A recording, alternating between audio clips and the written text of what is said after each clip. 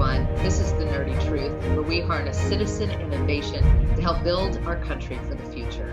I'm your host, Dr. JJ Walcott, and today we'll be meeting with Wendy Cowan and talking about real estate and how the current pandemic has been having an effect on that, both positive and negative. And without further ado, let's go ahead and bring in our guest. Hello. Hi, JJ. Hi, how are you? It looks like you are out and about, even though I'm sure you're not. I'm actually going to change my background to a appropriate background.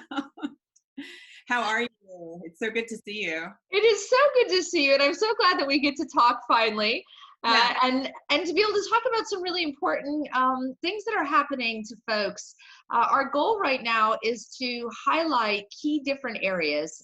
So we've talked with experts in PPE. We've talked with individuals about why it is you want to fill out the census forms in order to bring money to your community. We've talked about distributed education and why those who need to be changing jobs right now, how do they find access quickly? Yeah. And one of the areas that's been particularly interesting following your personal journey and professional journey, it's twofold with you. You've done so much to build yourself up from a health perspective and been out and about. And I've even seen pictures of you running with a mask on. I don't know how you do it. It's until I start to pass out, then really just to pass the other person and get to a safe distance, let the downwind, clean the air, good stuff. Stay healthy.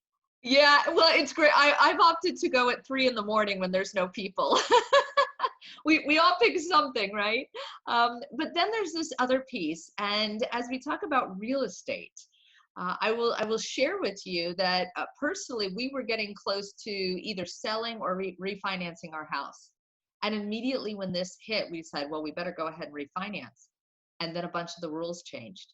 Mm-hmm. And now we're struggling to get through all of that. How do you get somebody in your home? How do you fill out the paperwork? How do you make sure that you have everything that you need? And then how do you make sure you have 70% loan to value? The rules have changed. The world is operating slightly differently. And so we're excited to hear from you, kind of the insider information and maybe some nuggets we couldn't find otherwise. So if you will, tell us a little bit about yourself, who you are, how you got to where you are today, and then we can launch into some questions. Sure, okay. So my name is Wendy Cowan. I am a seasoned real estate agent in Orlando, Florida market, and I got licensed in 2008. Prior to that, I was a real estate investor coming out of being a financial services advisor. So I worked with Central Florida Educators Credit Union as their on-site financial advisor for their members.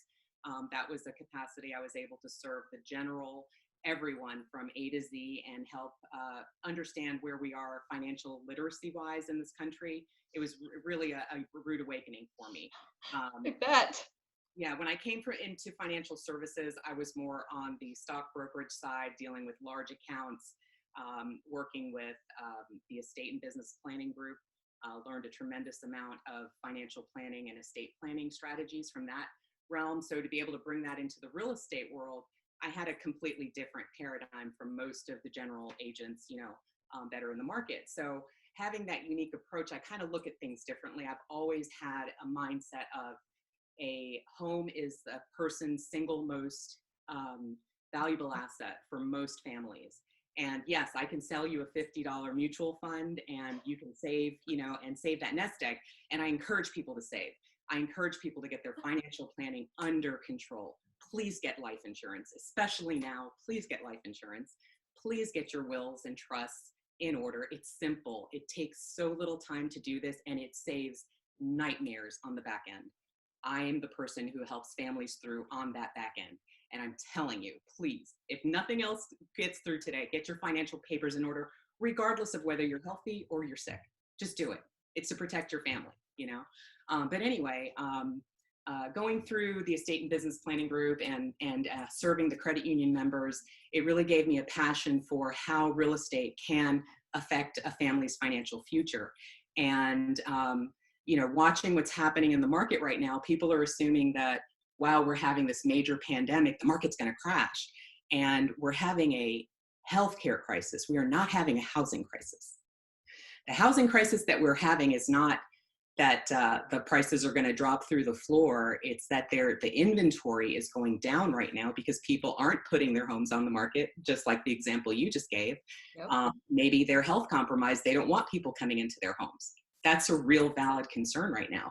As realtors, we have taken the stance of doing everything in our power to protect our clients, whether it's our buyers and our sellers, by using protective equipment, gloves, taking off shoes at the door, having, if I'm showing a home to a live person, typically the home is vacant, but I'm opening all of the doors and everything for them to peek in and see so that they're protected. We're giving each other space.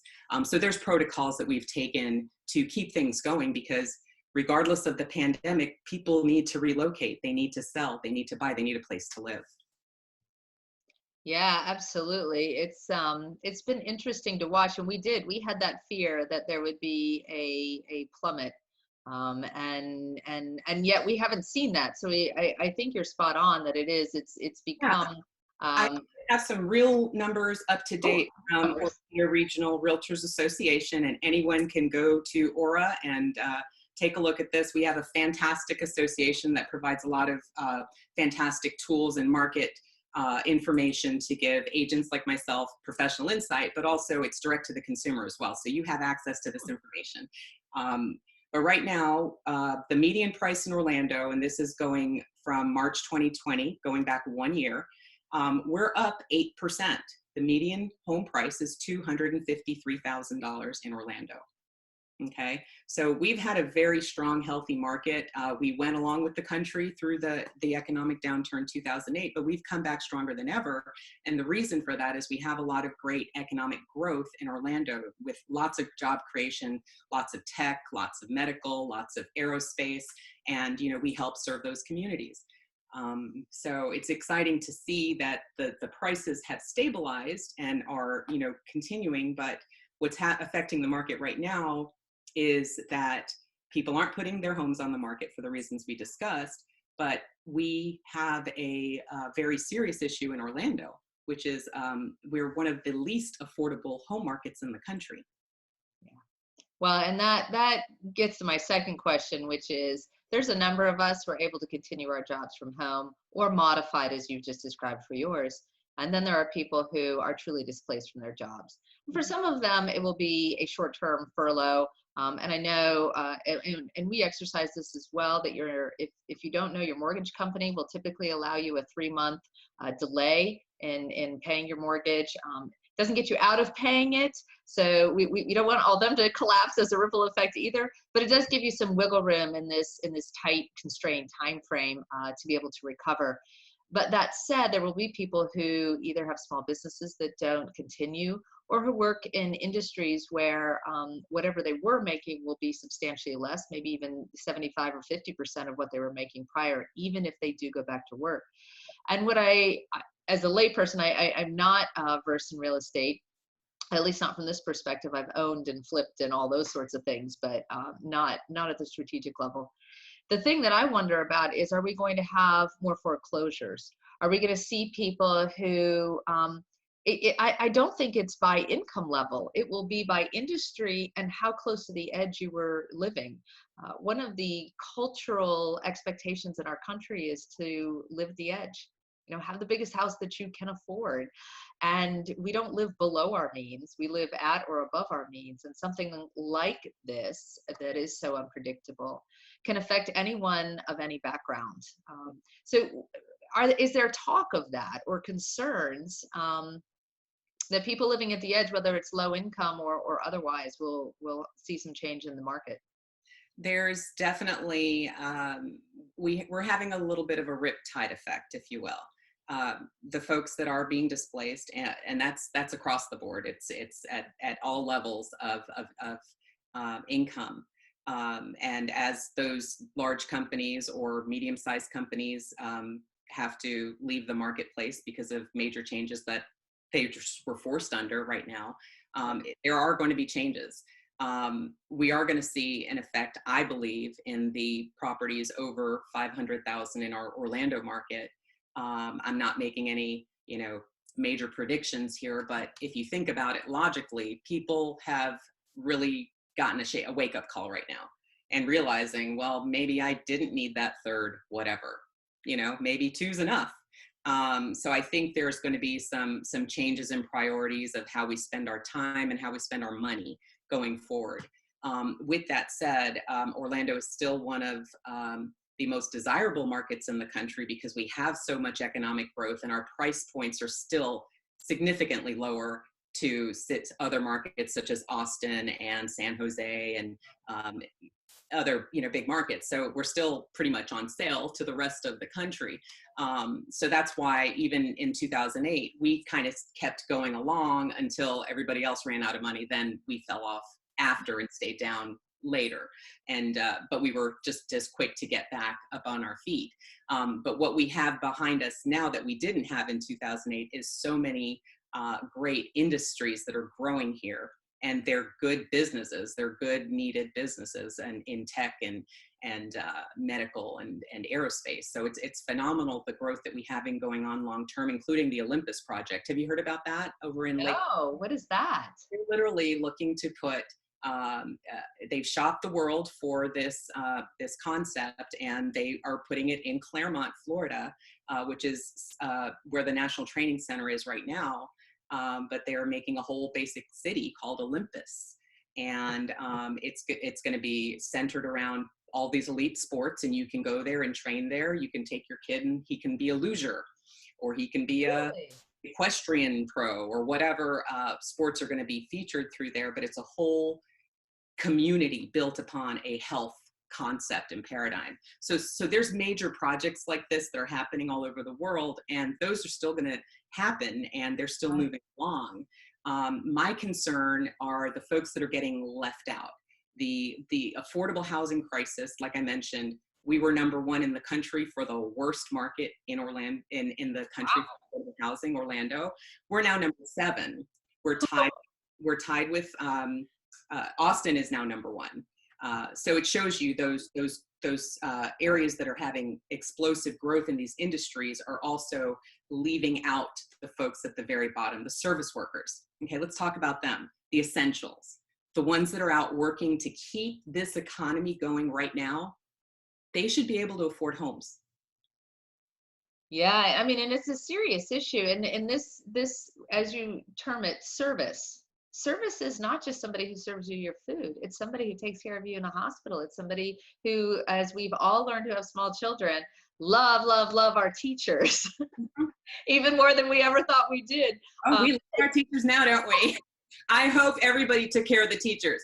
I personally sent out 30 bouquets of flowers to friends that are nurses, teachers, because I appreciate them so much, and they're going through some stuff right now. And I'm hearing people trying to do business calls, and kids are screaming in the background, and everybody's under a tremendous amount of stress right now. So everybody be kinder, be more patient with each other. We're all hanging in this together, I know. I say we've started to recognize all of our coworkers as humans, and we are in all of their living rooms. Yes. And,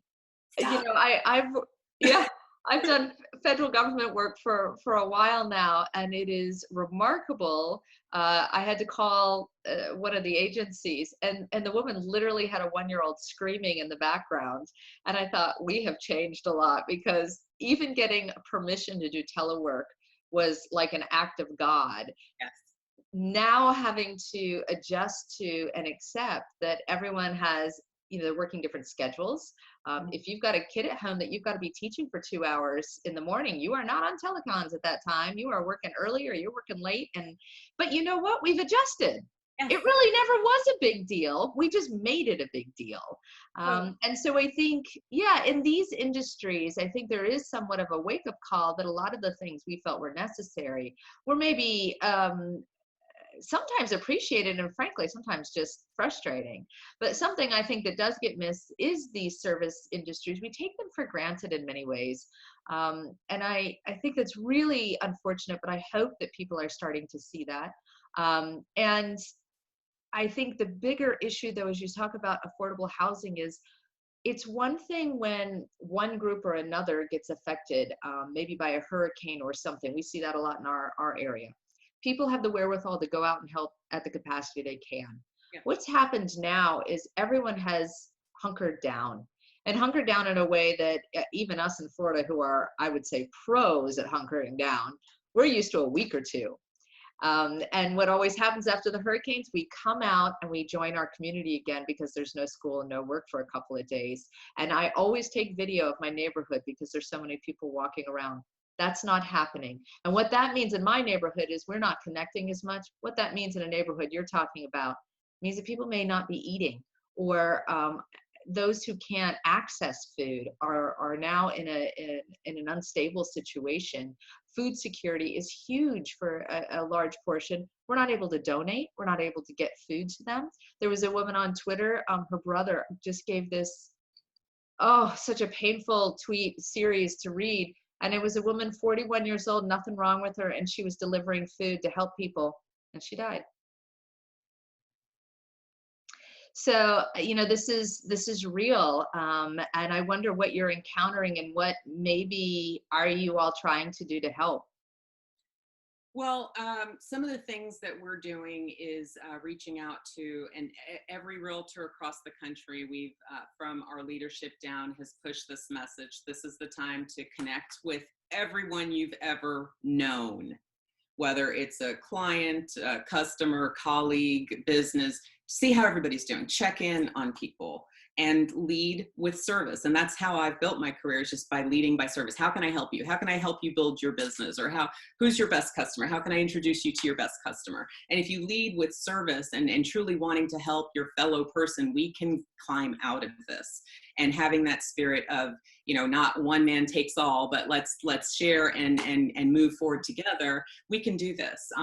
The topic on affordable housing that I really wanted to hit today is that there's a real problem in this country with lack of affordable housing. And the reason, a friend of mine was asking me from Philadelphia this morning, she's like, why do you think that is? Why is that the case? It's simple. You make more money building the bigger, fancier thing, and you don't make as much money building the home for folks that need it. And if we can team with developers that have a more mindset of, hey, let's have a predictable rate of return. Maybe it's through a mutual fund that has a fixed income that they're expecting, and we can deliver that through building affordable housing. And we don't have to deal with just only public funds that are available, but there's so many different ways to do this, from, landowners inheriting land. They don't have to just sell it off to the developer. They can joint venture with a developer and build affordable housing, and help to keep that price point low, because now we controlled the land cost.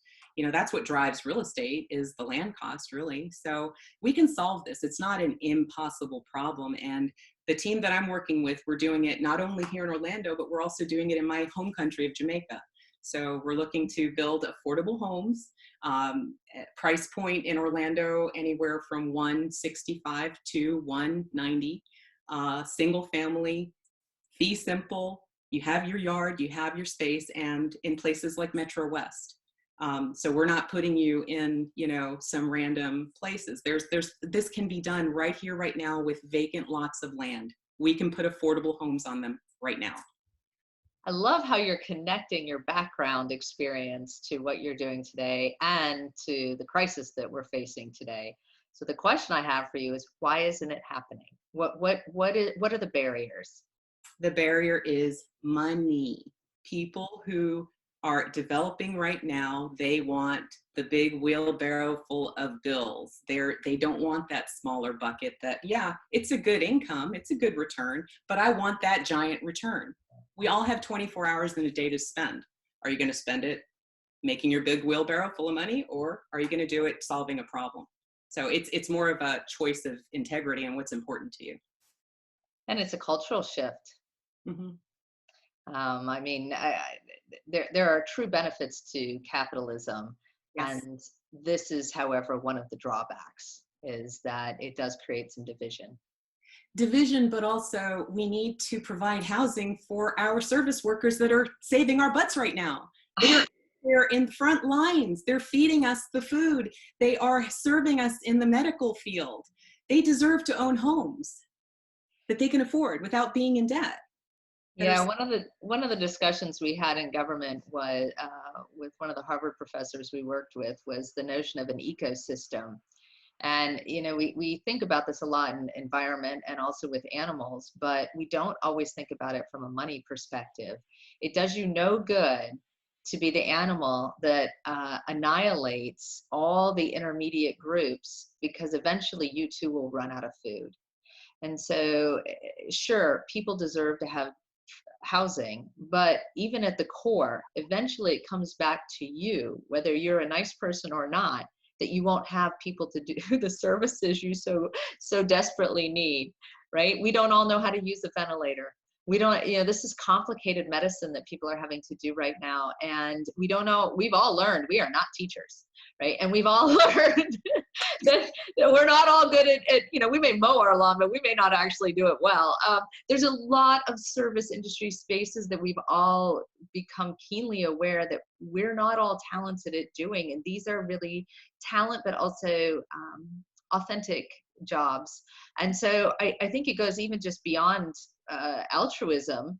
It really is recognizing that there's an ecosystem of jobs and skills and people, and you have to take care of all of them, and every one of them needs something different. Some people need more money, some people need a different place to live, some people need more education, some people need to be reminded to be nice. Everybody needs something, and when we take that equity mindset, I think it can change it. Well, and to take it a step further, I can say personally that owning a home as a single mother with 2 small children changed my life. If I was beholden to a landlord and was only renting during this period of time, who knows where I would be. It gave me the ability to have my children in the same school system since kindergarten and give them the stability that has allowed them to grow into fantastic human beings. And I'm not saying that that's the only pathway, but think of how many kids' lives are turned over because the landlord went into foreclosure and they had to move in the middle of the night because they didn't know it was coming. And so many stories of homes that aren't being taken care of because, it's, maybe a slumlord property or something like that. There's so many different issues that come up from not owning your own home and having your own roots in the ground that belongs to you. If we have more of that, that will help stabilize so many other social issues that we have. It would be like a no-brainer. I love it. I love it. It reminds me so much. There's a gentleman in Alaska who is a spokesperson for the union there. And he said, it's not about money. It's not even about really negotiating contracts. It's about recognizing that when all of us are able to contribute to our community, whether that's through buying a home or that's through being able to coach Little League, when we're able to do that and be self-sufficient, we don't rely on the government, we don't cause problems. As you said it, the whole society is more stable. And I think you're right. I think having a piece of ownership, something that's important to you, drives you to work, drives you to make good choices, drives you to raise your children well, drives you to be part of that community. What a wonderful message. Lead with service. Yeah, ownership that you can afford that will allow you to pay down your debt and spend time with your children rather than working 2 jobs. How about if you only had to work 1 job and you can stay home with your kid and do homework with them after school and go for a walk like we're doing now? I know. It's wonderful, although I fear I'm working 3 jobs, but but yes, absolutely. Well, thank you so much for joining us, and thank you to everyone for listening. This is The Nerdy Truth, and I'm your host, Dr. JJ Waltman.